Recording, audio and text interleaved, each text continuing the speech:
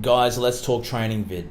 At the start of all this, I did promise you that I'd provide you with every routine that I was currently performing, as well as all the exercises, etc. And told you that you'd be coming into the gym with me. So this is going to be the first episode where we actually do that. And the first thing that we're going to be talking about is a chest and back session. Let's take a look at this program. And for those of you who want to run this routine, in the description I will provide an Excel spreadsheet that you can download so you can monitor your weights along the way. Guys, this is an extremely simple session. We're looking at doing 4 sets of 12 reps on 4 main exercises, followed by 3 sets of 8 reps on 2 supplementary exercises. What we're looking at here are the exact exercises I use for this program. I'll start with an incline chest press on a machine. I'll follow that up with reverse grip lat pull down. After that, dumbbell chest flies. And then finally, for my main exercises, I'll end with single arm seated rows on a machine. After that, for my supplementaries, I'll hit up a bench press and then end with single arm bent over rows using dumbbells. Guys, I am aware that not all of you will have the same equipment in your gym to be able to perform the exercises that you see in this video. But for that reason, I'll put together some alternate exercises that you can hopefully perform that definitely target the same muscle groups and hopefully give you the same workout. Let's get it! Right, so for your 4 sets of 12, your first set is always a warm-up set. Guys, for the love of God, please do not get overly excited on your warm-up set. I do not want you to get injured. Take it easy. That means lightweight. That means light as hell, just getting the muscles moving and going through the movements. I do use gym gloves and I do use wrist straps. I never used to use these when I started off, but for those of you who don't, all that's going to end up happening is you're going to get some mad-ass calluses on your hands. Now, some people like that, and that's cool. If you've got a girl who likes it when you're touching her body with calloused hands, then man, you do what you got to do. But for me, this is just a personal preference. After your warm-up set, you've got 3 sets of 12 left, and this is the stuff that counts. Now, we're not going to go for max weight straight away. We're going to bump the weight up slowly with each set.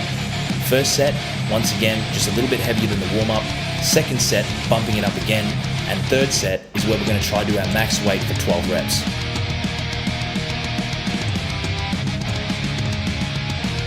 I'm aware that you might not hit your full 12 reps for your last set. You might fall short, and that's fine. But the boys that I used to train with used to have a rule. It basically said that if you fell short, for example, you only got 8 reps in your last set, and you had 4 more to go for 12, you'd do another set. But rather than just finishing with 4 reps, you'd do 5. You always add +1 whenever you fail. Basically, we were punishing ourselves for being pussies.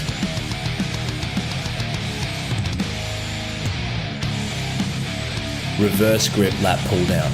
Man, I love this exercise. When I first started off training the back and trying to really work out my lats, I was looking at doing things like chins, your normal lat pull downs, etc., which I still continue to do so in my German volume training and DC training sessions. However, I really like reverse grip lat pull down. I really find that it targets my lats a lot better than a lot of the other exercises, and I'd recommend it to anyone who hasn't tried this before. As I watch my form on this, you'll notice that I actually lean back quite a bit. I find that when I lean back just a little bit, it really targets my lats and really gives me the workout that I'm looking for. I will say, however, that this is the first time that I've seen myself training, and on my last set, I can see that I'm leaning back way too much, and that's something that I'm going to need to fix. Obviously, I've got too much weight racked up, and I'm just trying to go through the motions. What I should be doing is dropping the weight, focusing on the reps, leaning back just a little bit, and really focusing on squeezing through my lats. At the moment, with the amount that I'm leaning back, you can probably see that I'm using my arms a lot, which isn't ideal.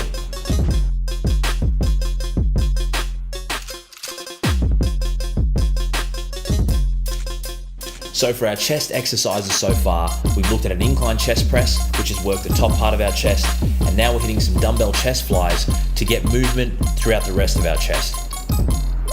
People are going to ask, Raki, why do I need a big chest? It's a very simple answer.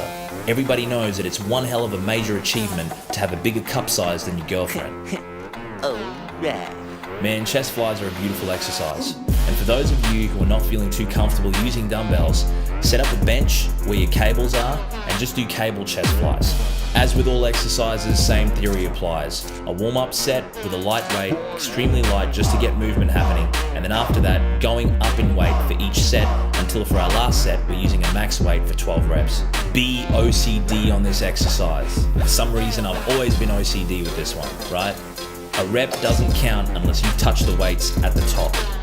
You get to the top and you're unable to touch them, that rep doesn't count. I remember when I first started doing dumbbell chest flies. It wasn't really an exercise that I liked. I didn't really feel like I got much of a pump from it. I was just going through the motions, put the weight down and go up fast. It wasn't really something I was interested in putting in my routines. That was until I started hitting my DC training and really learning about stretches and isometric stretches and holding weights at certain times. What you'll notice me doing on this dumbbell chest fly is at the bottom, it kind of looks like I'm bringing down the weights very slowly. I'm not counting to 1, 2, 3, 4 or anything like that in my head. I'm not doing any 40XO reps or anything like that.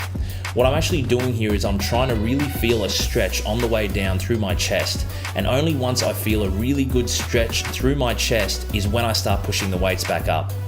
When I made this small change, the pump that I felt and also the workout that I got from the dumbbell chest fly felt 10 times better, and I definitely started to see some growth through my chest just by doing this. It's a small tip, tricks of the trade, try it and let me know how you feel. Seated rows. Man, this machine is sick. I love this machine. I will say this though, I would prefer to have just a normal seated row, but unfortunately my gym, its seated row has a bit of a weird angle where I feel like I don't get the best workout through the middle of my back. If you are lucky enough to have a machine like this in your gym, I definitely recommend using it. I am aware that you can do duals on this, so if you want to use both your arms on it, by all means go for it. I just find that I can really target my back better if I'm doing this single arm. Now the grip that I have on this handle for this exercise is actually quite important. Over time, there's just little things that you learn, and it just comes through experimentation. For me on this exercise, what I realize is that you'll notice that I hold the handle at the very top, and I try not to move my hands further down this handle when I'm doing this exercise. The reason is, the further my hands slip down that handle, the more I'm using my arm to complete the exercise. Don't get me wrong, you are going to need your arms to complete this exercise, but the more that you can focus on your back, the better, because that's the whole reason for us hitting this machine.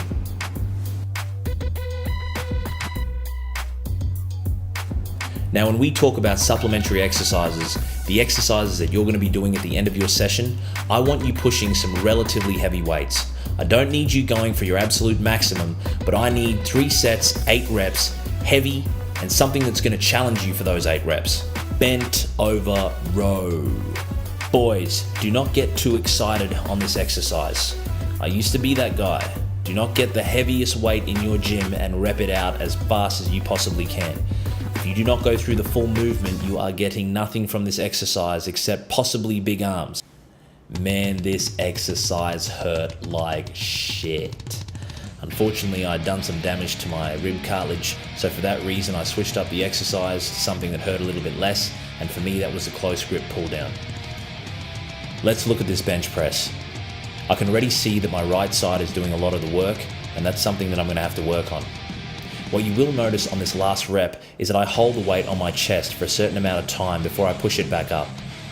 I don't expect all of you to do this, but the reason that I'm doing it is just basically to make sure that I've got control of the weight when I push it back up. People often ask me, Raki, why do you put your bench press at the end of your session? Surely it should be at the start. If it's at the end, your muscles are going to be fatigued. There is a reason and a method to my madness. After 12 weeks have completed and I've finished this program, I'll then put bench press at the start of my session. And the strength increase that you'll see with your bench press is something that is phenomenal. I'd tell anybody who's out there, man, test this out. Try this and let me know how you go. And that's it, baby. We are done. Get the hell out of the gym, go have a shower, have a protein shake, knock one off, do whatever it is you need to do and get a good night's sleep. Man, gym confession 101. I remember my friend Beric came in to train with us at our school gym once upon a time, and he was showing us some of the stuff that his rugby team was doing.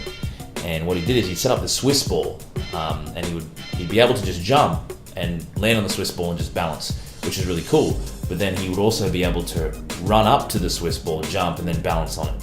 which was just proper fucking mental. I remember seeing it and just thinking, this is just insane.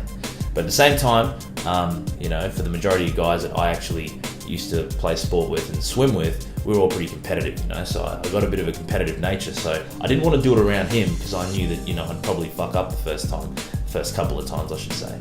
But when he wasn't around, I thought, I'm going to try this. I set up the Swiss ball and I ran and I jumped and I attempted to balance on it. Because of my weight and I wasn't used to it, I went down and the thing fucking shot me through the air and I landed on weights, man. I seriously fucked myself up. I did some damage. I don't think I've ever told Beric that I ever did this, but if he somehow watches this, I guess he'll know I was a massive dick.